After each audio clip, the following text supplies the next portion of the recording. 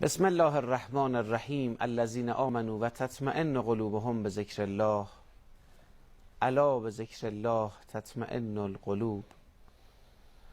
اللهم کل ولیک الحجة ابن الحسن صلواتک علیه و علی آبائه فی هذه الساعة و فی کل ساعة ولیا و حافظا و قائدا و ناصرا و دلیلا و عینا حتی تسکنه ارضک طوعا و تمتعه فیها طویلا. سلام خدا بر پیامبر رحمت و خاندان مطهر و پاکشون. اللهم صل علی محمد و آل محمد و عجل فرجهم. سلام خدا بر امام مهدی عجل الله تعالی فرجه الشریف. سلام خدا بر همه مهدیاوران، سلام خدا بر همه منتظران، سلام خدا به همه شما اهالی ارجمند یاد خدا. وقتتون بخیر، آدینتون به خیر و نیکی و عرض خوش آمد محضر شمایی که حالا یاد خدا رو انتخاب فرمودید. ما افتخار داریم دقایقی رو در این روز بسیار نورانی محضر شریف شما باشیم. روزی که گفتند استجابت دعا از عصر و غروبش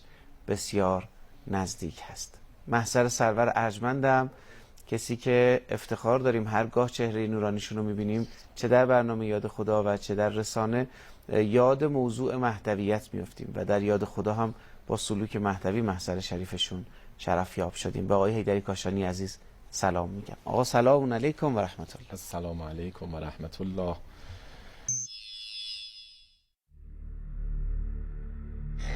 مهاجر قطع تعلق میکند از مبدأ، یعنی از دنیا و مافیهای دنیا باید ما قطع تعلق بکنیم. این حرکت هم در اصلش حرکت قلبیه. قلب ما باید از هر آنچه غیر خداست قطع تعلق بکنه و به خدا بپیونده. کما اینکه حضرت ابراهیم خلیل الرحمن که خودشون شعارشون این بود انی مهاجرون الی ربی ابون رحیم، پدر موحدان جهان، پدر سالکان جهان، که باید ما رابطه فرزندی پدری با حضرت ابراهیم برقرار بکنیم. پدر مهربان ابون رحیم بعد شد ابراهیم بر اثر کسری. حتی مأمور میشه که تعلق پدر به فرزند رو پای عشق خداوند ذبح بکنه. یعنی حضرت اسماعیل که تا مقام ذبیح اللهی میاد، تمام پیامش اینه که اصلی ترین محبت و عشق خداست. اگر لازم باشه عشق پدر به فرزند هم ذبح میشه. هر که به این حد رسیده که آماده است خون قلبش رو فدای راه امامش بکنه، فدای راه امام نور جانشین خدا بکنه، تا این حد پا به رکاب امامش هست که لازم باشه در این راه خون قلبش رو نثار بکنه و قطعه قطعه هم بشه، جدا نشه. و موطنا علی لقاء الله نفسه، وطن و محل استقرار و قرارگاهش رو لقاء الله قرار داده، نه هواهای دلش. یعنی لا اله الا الله رو به معنای واقعی معنا کرده. هیچ اله یعنی چیزی که دل رو واله میکنه، حیران میکنه، سرگردان میکنه. اگه کسی تعلق اصلی دلش لقاء الله با ما همراه بشه، اما بعضی ها لا به جای لا اله الا الله لا اله الا هوا، اله دلشون خواسته های دلشونه، خودپرستی میکنه، میگه من هرچی دلم خواست. آقا محضر حضرت عالی هست. خداوند متعال در سوره نور میفرمایند نور علی نور یهدی الله لنوره من یشاء. سوره نور اولا یه سوره خیلی خاصیه، توصیه شده در خانه ها، خانواده هاتون تلاوت بکنید تا خداوند شما رو در کنف حمایت و ولایت خودش و حفاظت و حراست شما و خانوادهتون از لذت ها و شهوت های حرام، از بی عفتی های حرام و شیطانی قرار بده. یعنی سوره نور ما رو میتونه به نور حیامندی، به نور عفاف، به نور عفافگرایی در رهنمون بشه. خب آیا فقط قرائتشه، تلاوتشه؟ بارها تاکید کردیم، ائمه اطهار فرمودن آنچه در فضیلت سوره های قرآنی گفته میشه فضیلت و قرائتها و تلاوتها و القیام بها. یعنی هم قرائتش، هم تلاوتش، تدبر و اندیشه، دریافت پیام های عرفانی آیه و سوره و القیام بها، قیام عملیه به اون. وقتی میفرماید در آیه 35 که آیه نوره و یکی از اون آیاتیه که لا یوصف و لا یدرک، احدی تا حالا نتونسته درک بکنه و وصف بکنه از اون آیاتیه که دیگه فقط در زمان ظهور شخص امام از ارواح نافدا حقیقت این آیه رو باید بیان بفرمایند. آیه‌ای که تاکید برخی از عرفاء بالله اولیاء بالله که در حقیقت این با این آیه مأنوس باشید تا ارتباط شما با ساحت حضرت بقیت الله که امام نوره برقرار بشه. مثلا یکی از توصیه‌ها اینه حداقل در شبانه روز انسان 14 مرتبه موفق بشه آیه نور رو بخونه و این حالت رو در خودش ایجاد بکنه هنگام خواندن آیه نور که گویا چهره به چهره در محضر امام نور و امام زمانشه، انگار در محضر او نشسته، انگار در محضر او ایستاده، خودش رو در چنین حالتی ببینه و این آیه رو 14 مرتبه تلاوت کنه. یک آثار و اسرار فراوانی داره و راهگشای ما در ارتباط نوری با ساحت امام نور خواهد بود. الله نور السماوات و الارض آغاز میشه. الله نور آسمان ها و زمینه. مثل نورهی کمشکات فیها مصباح که حالا مثال نور و تمثل نور خداوند در روی زمین مانند مشکات، که مشکات یعنی چراغدان. این رو فرمودن در احادیث متعددی از اهل بیت که مشکات حضرت زهرا هم مستاقش حضرت زهرا سلام الله علیها است. یعنی تا بگیم جامع ترین و تام ترین مستاق مشکات، چراغدان الهی کمشکات، مثال نور خدا مانند چراغدانی که تمام انوار عالم رو در خودش داره و داره پرورش پیدا میکنه و از اونجا تشع شده. فیها مصباح، مصباح رو فرمودن الحسن و الحسین. المصباح فی زجاجه، المصباح فی زجاجه که در شیشه است که اون شیشه این نور رو پراکنده میکنه. حالا مصباح امام حسن و امام حسین علیهم السلام یعنی چراغدانی است که نور ولایت و امامت رو پرورش میده و به تمام جهان نور افشانی میکنه از طریق تولد دو امامی که امام حسن و امام حسین علیهم السلام باشن. اینجا مصباح جایگاه قرآنی این که حضرت ابا عبدالله الحسین علیه السلام مصباح چراغ هدایته که میگه بر ساق عرش بر یمین عرش سمت راست عرش خدا نوشته شده که ان الحسین مصباح الهدى و سفینه النجا، چراغ هدایت نور افشانی میکنه، مثل نور افکنی راه هدایت ما رو مشخص میکنه که دیگه هیچ ظلمتی درش نباشه. این وجود مقدس امام حسن مجتبی و امام حسین علیهم السلام که از نسل اونها تا میرسیم. حالا آیه خیلی آثار و اسراری داره. زجاجه چیز؟ کوکب دری شجرة زیتونة مبارکه لا شرقیه لا غربیه. اما شاخص اینجاست میرسه به نور علی نور که در احادیث اهل بیت فرمودن نور علی نور یعنی امام منها بعد امام، امامی از نسل حضرت زهرا از همون مشکات بعد از امام. نور علی نور، امام بعد از امامه، یعنی 12 امام معصوم ما هستن. یهدی الله لنوره من یشاء، خداوند با این نور ولایت و امامت هر کی رو بخواد هدایت میکنه. یضرب الله الامثال للناس. مرحبا.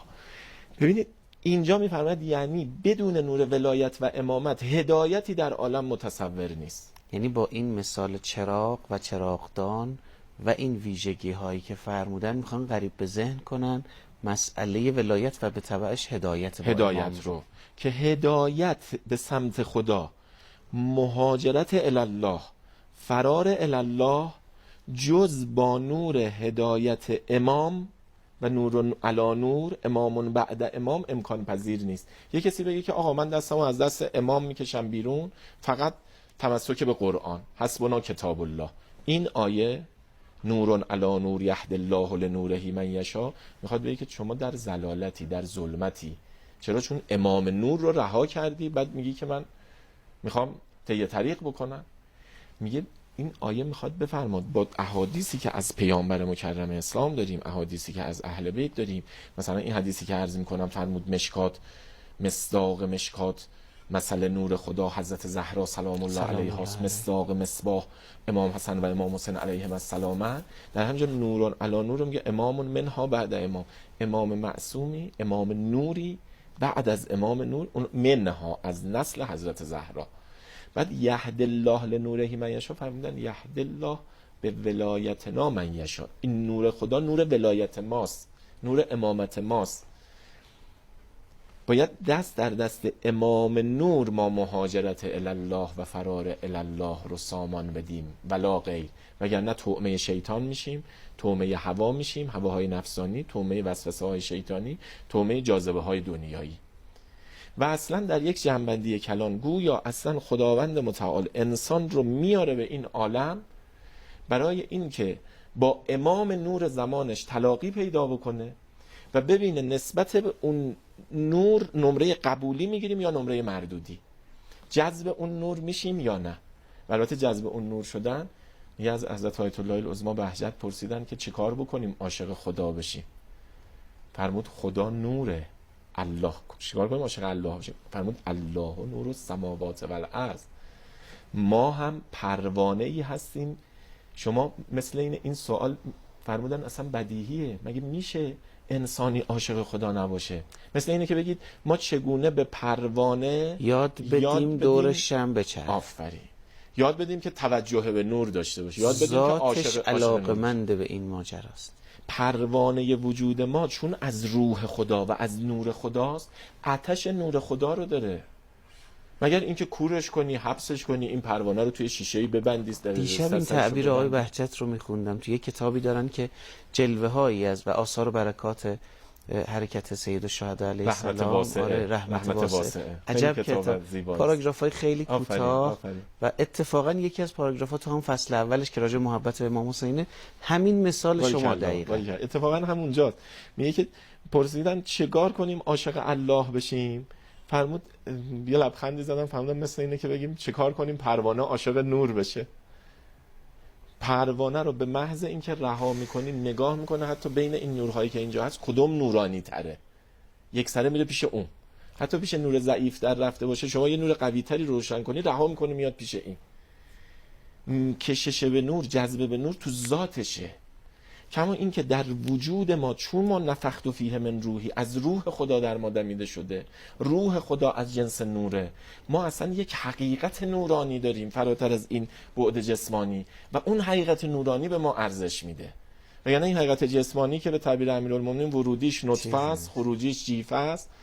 ورودیش یک نطفه نجس و بدبوه، خروجیش یک لاشه بدبوی نجس میشه، وسطش هم که وسطه حامل القاذورات، حامل نجاسات و کثافات. اگه اون روح خدایی و نور خدایی به ما ارزش وجودی نده، اون ارزش وجود جسمانیمون اینه، اولش آخرش وسطش. اما این روح خدا، حال چیکار کنیم عاشق الله بشیم؟ شما فقط کافیه که این پروانه وجودت رو که از نور خداست، از روح خداست، شیدای نور خداست، اینو حبس نکنی، اینو کورش نکنی. یعنی که سوزن برداره مثلا چشم پروانه کور بکنه، خب این دیگه نمیفهمه دیگه. این نور عامل شناخت بینایی، نور رو میگیرن میگن آقا میبینی، میگه نمیبینم، میگه پس شما کوری. خب ما گاهی با معصیت، با گناه، با دنیا زدگی، هوا زدگی، شیطان زدگی، این چشم دلمون رو، نور چشم دلمون رو، نور بصر داریم، نور بصیرت داریم. پیامبر فرمود خدا به هر انسانی 4 تا چشم داده، 2 تا چشم ظاهر، 2 تا چشم باطن. همه چشم باطن رو دارن، همه چشم بصیرت رو دارن. فرعون هم داره، نمرود هم داره، ترامپ هم داره، نتانیاهو هم داره، جنایتکاران آل سعود هم دارن. اما مهم اینه که این دیگه نور نداره، کورش کردن. یعنی خداوند به همه چشم دل رو داده، نور این دیگه نور نداره، نور رو نمیبینه، امام نور رو نمیبینه. آتش قهر الهی رو شاید نور میبینه، وارونه میبینه. یعنی اون پروانه رو شما تونستی مبدأ میلش رو عوض کنی و اگر دستش نمیزدی، او یه پروانه بود به ذات خودش، داشت مسیر هم عاشق الله بود که نور السماوات و الارض، هم عاشق ابا عبدالله بود که نور الله، هم عاشق بقیت الله بود که اونم عرضه می‌داریم السلام علیک یا نور الله الذی یهتدی به المهتدون. خطاب به امامان معصوم تو زیارتنامه‌هاشون، تو زیارتنامه تمام امامان معصوم وارد شده. السلام علیک یا نور الله فی ظلمات الارض. سلام بر تو ای نور خدا در ظلمت‌های زمین. این پروانه روح ما نور طلب، عاشق نور، شیدای نور، مجذوب نور. فقط کافیه که این رو از اون بسته، توی مثلا یک بسته بگیم که توی شیشه‌ای حبس کردیم، در رو بستیم، این در باز بشه. که باز شدن این در همون در حقیقت دست توسل و تمسک زدن به ساحت حضرت ابا عبدالله با یک توبه و استغفار بگیم الهی بالحسین الهی العفو، الهی بالحسین الهی العفو، این در باز میشه. اشکی جاری بشه این در باز میشه و این پروانه خودش دیگه بی اختیار به سمت نور حرکت میکنه. خیلی متشکرم، خیلی ممنونم. انقدر از این آیه گفتن که دلمون پر میزنه. بریم آیه 35 سوره نور هست، بریم محضر قرآن کریم و آیه‌ای که معروف به آیه نور هست. یکی از بزرگان می‌فرمود هر روز صبح سعی کنید با این آیه از خانه خارج بشید و این آیه رو با خودتون زمزمه کنید. بفرمایید. بسم الله الرحمن الرحیم.